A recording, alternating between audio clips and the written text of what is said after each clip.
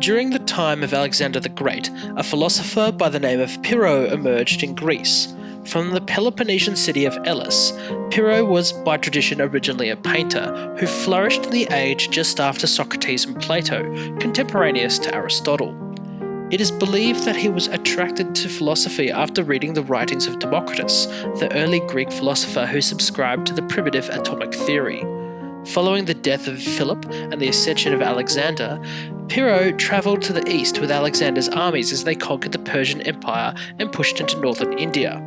Here, Pyrrho was exposed to Indian philosophers, whom he called, or were called by later writers, gymnosophists, who he studied under. Translated, this term literally means naked wise men, who were described as naked, wise, and old men. There has been considerable conjecture as to whom these gymnosophists actually were, being potentially Digambara Jains, Ajivaka, Buddhist, or Hindus, although there is some scholarly speculation that it could have been a mixture of such traditions. Influenced by his exposure to Indic thought, Pyrrho went on to establish his own school of philosophy, called Pyrrhonism, and he is said to have lived out the rest of his life as a pauper, however, being honoured in both his home of Elis and in Athens. It appears that immediately following the death of Pyrrho, Pyrrhonism actually seemed to almost die out. Pyrrho didn't write any of his own teachings down, or at least nothing survived of his writings, and fragments of the poems of one of his followers, Timon, are the only direct evidence about Pyrrho's life. About 2 centuries after Pyrrho's death, it appears that some of his ideas were picked up by a defector from the Platonic Academy, Anaximenes, who built upon Pyrrho's initial doctrines, which he saw as a counterpoint to the dogmatic themes being espoused at the time in the Academy. The most complete account of late Pyrrhonism comes from a Roman author, Sextus, born in the mid-2nd century CE.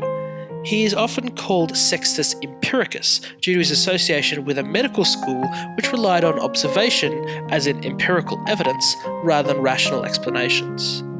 Sextus wrote an outline of Pyrrhonism, as well as several polemics against opposing schools of philosophy and thought in contemporaneous imperial Rome.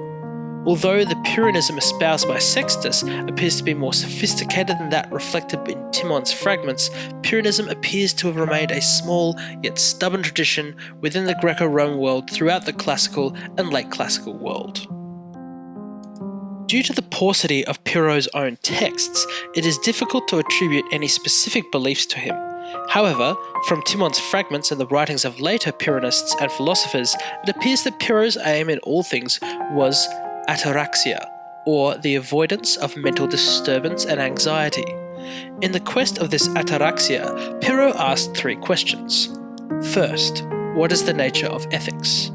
Secondly, what attitude should we adopt towards ethical matters? And third, what is the outcome for those who adopt this attitude?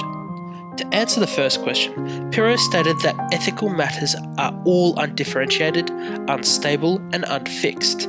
Therefore, we should accept that neither our senses nor our beliefs tell us truths or lies.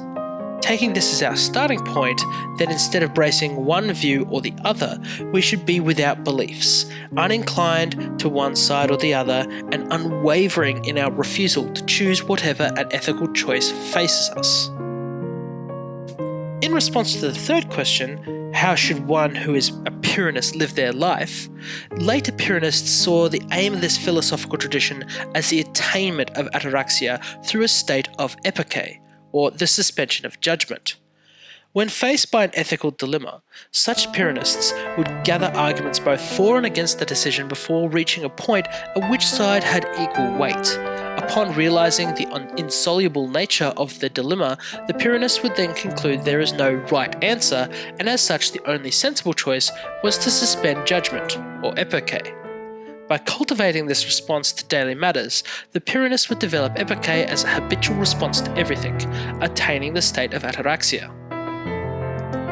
This disbelief in the solubility of matters of dispute is one of the 2 ancient schools of scepticism that existed in the Greco-Roman world, the other being academic skepticism of the late Platonic Academy, itself influenced by earlier Pyrrhonism. It has been argued that skepticism had come to Greece through the Jnana or the Charvaka thinkers in India, as this was the only contemporary skeptical thought in the ancient world. Although it is true that Pyrrho was influenced by classical Indian philosophy, the paucity of evidence makes it difficult to link him to any one of the many rich philosophical traditions in India.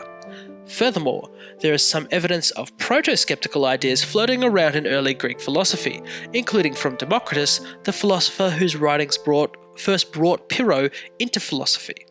In the absence of definitive proof, perhaps we too should adopt a position of epoche towards this dilemma.